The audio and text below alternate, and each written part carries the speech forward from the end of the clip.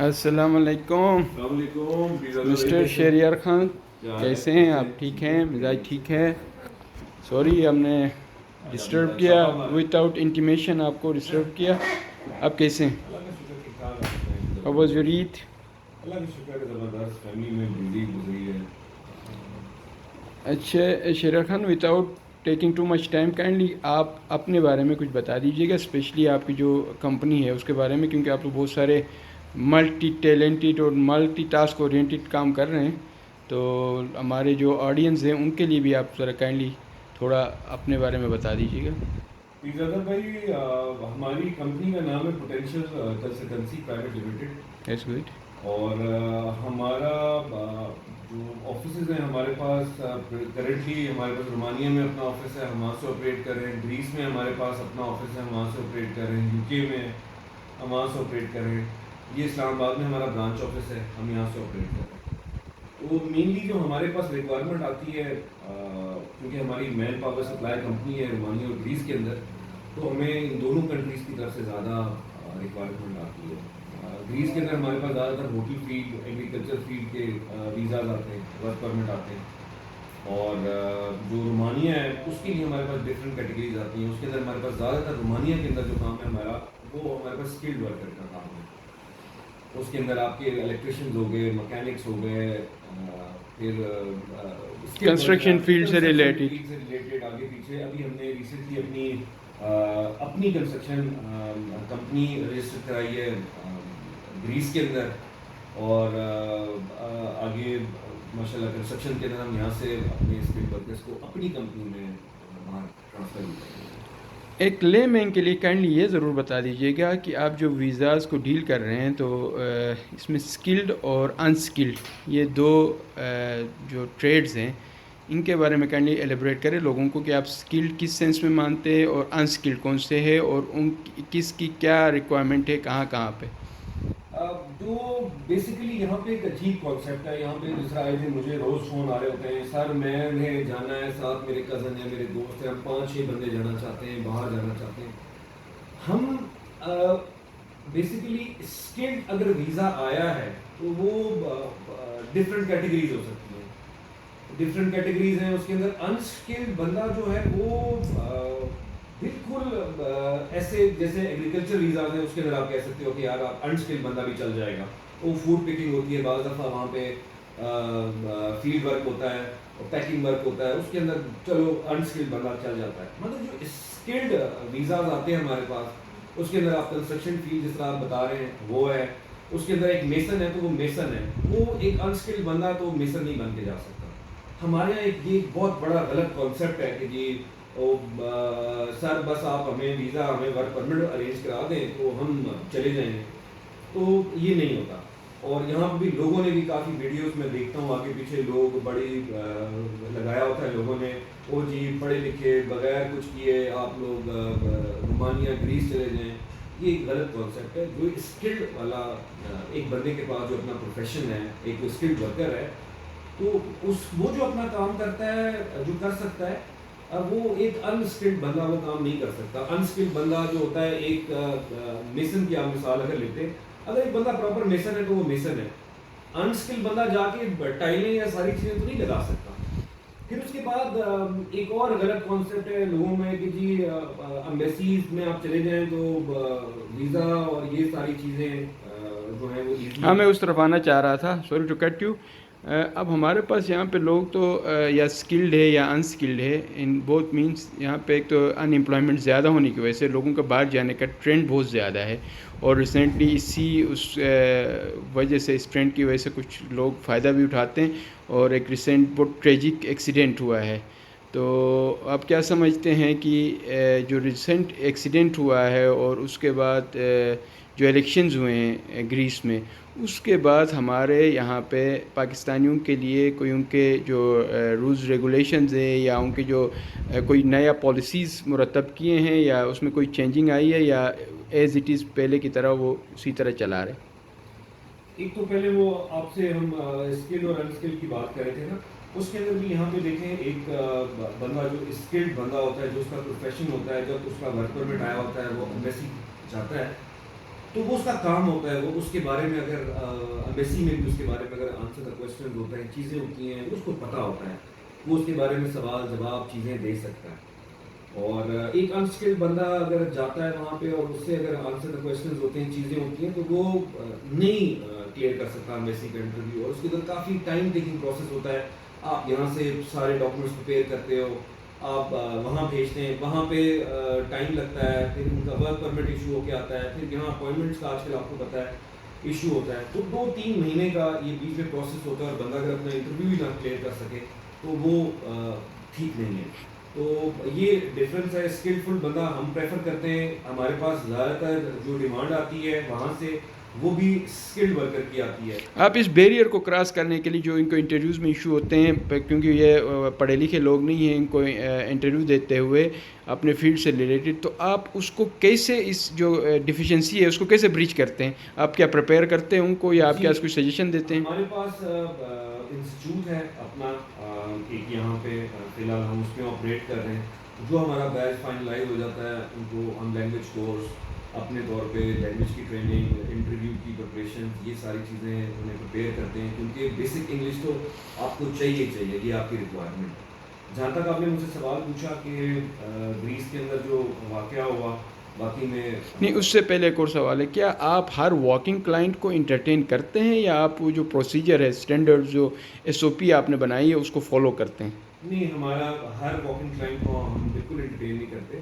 ہماری پہلے کچھ کرائٹیریاز ہیں. جب بندہ اپلائی کرتا ہے وہ CV ہوتا ہے, پھر اس کے بعد ایک اسکائپ کے اوپر ہم لوگ انٹرویو کرتے ہیں, اس کا آفس کا اسٹاف انٹرویو کرتا ہے, تو وہ کیپیبل ہوتا ہے, پھر وہ یہاں پہ آتا ہے. اور جب وہ یہاں پہ آتا ہے تو اس کا جو جس اسکل کے لیے آتا ہے اس کے بارے میں اور وہ ساری چیزوں میں وہ اس کا باقاعدہ یہاں پہ انٹرویو ہوتا ہے, پھر اس کا ٹیسٹ ہوتا ہے, پھر اس کے بعد وہ فائنلائز ہوتا ہے, پھر گریس جاتا ہے, وہاں سے اپروول آتا ہے, اس کے بعد شارٹ لسٹڈ ہوتا ہے. That's good. تو وہ میرا سوال ابھی تک اسٹل دیئر کہ جو ابھی ریسنٹ انسیڈنٹ اور الیکشن کے بعد کیا ان کے پالیسیز میں کوئی چینجنگ آئی ہے؟ الیکشن سے پہلے جو یہ واقعہ ہوا ہے اس کی تو آپ کو پتہ ہے کہ یہ بالکل نہیں ہونا چاہیے. بہت دل دکھا ہے اس بات سے. کافی سارے پاکستانی بھی اس کے اندر آپ کو پتہ ہے شہید ہوئے. اور ہم اپنے لوگوں کو, میں تو اپنے لوگوں سے ہاتھ جوڑ کے یہ ریکویسٹ کر سکتا ہوں کہ خدا کا واسطہ یہ طریقہ نہ لیا کریں. لیگل پروسیجرز ہیں, ہر چیز آن لائن ہے, آپ لوگوں کے ایکسیس میں ہے, تو آپ لوگ مت اس طرح کا رسک لیں جس میں آپ لوگوں کی جان جائے, پیچھے آپ کے گھر والے پریشان ہوں. آپ پراپر اپنے طریقے سے جو آپ کا اسکلڈ ہے آپ اس کے لیے اپلائی کریں. آپ کو ورک پرمٹ ملے گا, آپ کو وہاں سے چیزیں مل سکتی ہیں, آپ اپنے طور پہ ارینج کر سکتے ہیں. آج کل انٹرنیٹ کا دور ہے.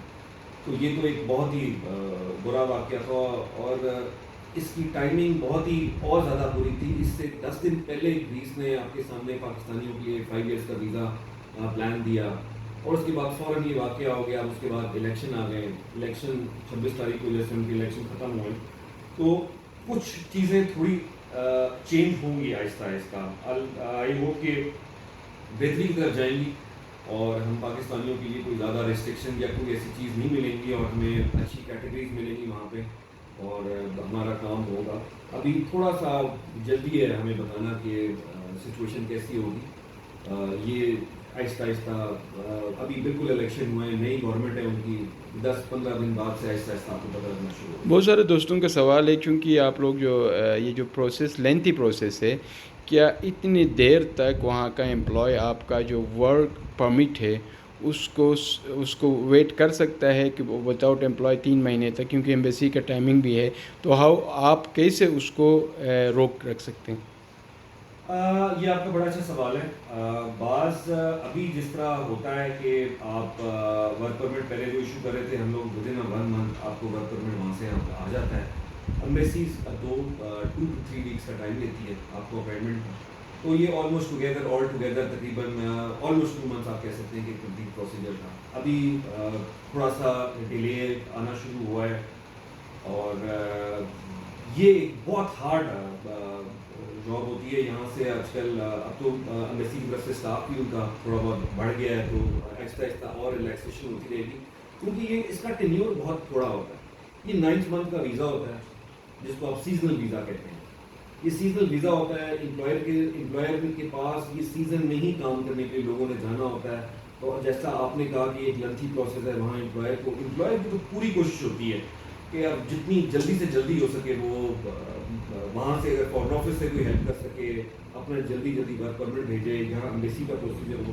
تو انشاءاللہ امید ہے کہ اب جو ہے یہ تھوڑا سا وہاں سے بھی ٹائم پیریڈ ورک پرمٹ کا شارٹ ہو جائے گا اور یہاں ایمبیسی کی طرف سے بھی تھوڑا سا ٹائمنگ اور بہتر ہو جائے گی, لوگوں کو اپائنٹمنٹ جلدی مل جائے گی. اور آپ کے یہاں پہ جو ایمبیسیز کا ویزا ہے اس کا کوئی ریجیکشن ریٹ کیا ہے؟ میں آپ سے پھر وہی بات کروں گا, آپ نے میرے سے بات کی تھی کہ اسکلڈ اور انسکلڈ یہاں پہ کافی سارے لوگ ہیں. کچھ لوگ ڈائریکٹلی اپنے طور پہ بھی ورک پرمٹ ارینج کرتے ہیں اور کچھ لوگ انڈیویجلی طور پہ 4-4-5-5 کر کے ورک پرمٹ ارینج کرتے ہیں.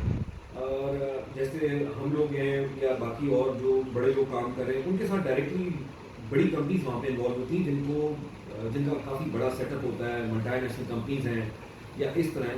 جب وہ کسی کا ویزا اپلائی کرتی ہیں تو وہ ایک جینوئن قسم کا آپ کے سامنے امپلائر ہوتا ہے جس کو یہاں پہ ورکرز چاہیے ہوتے ہیں. تو اس کے اوپر یہ ہوتا ہے کہ جو جینوئن ہے وہ لگتا ہے. ویسے اگر ادروائز لوگ زبردستی انسکل کو اسکل فل بنا کے اور کسی کو کسی کی کیٹیگری پہ لگا کے آپ بھیج دیں گے, ایک بندہ اگر ایمبیسی جا کے بیٹھ جائے گا, اگر ان کے سوالوں کے جواب ہی نہیں دے سکے گا جو ان سے پوچھ رہے ہوں گے تو کسی بات ہے اس کا ویزا ریجیکٹ ہی ہونا ہے.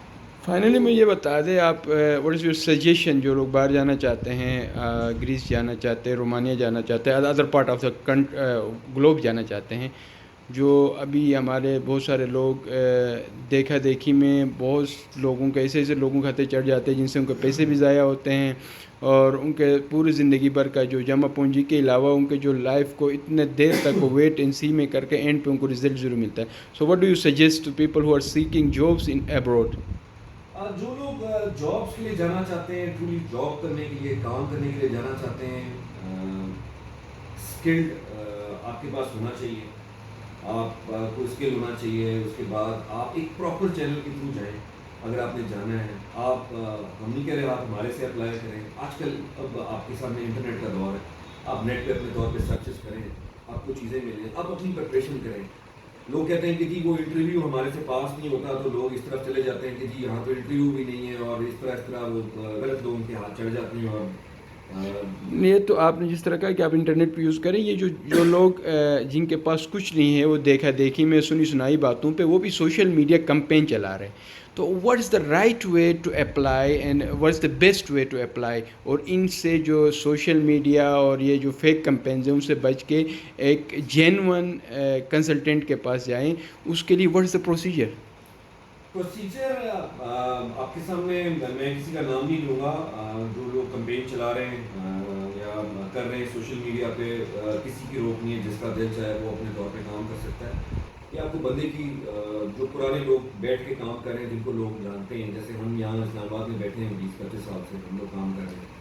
اور رومانیہ کا ہم بالکل آپ کے ساتھ ایک اور ویڈیو بنائیں گے, اس کے اندر آپ کو میرے ساتھ رومانیہ کی پوری ڈیٹیل اور رومانیہ میں کیسے پچھلے 1-1.5 سال سے کام ہو رہا تھا اور آج کیا وجہ ہے کہ ہم نے رومانیہ ایمبیسی کو کہاں سے کہاں پہنچا دیا ہے رومانیہ کے کام.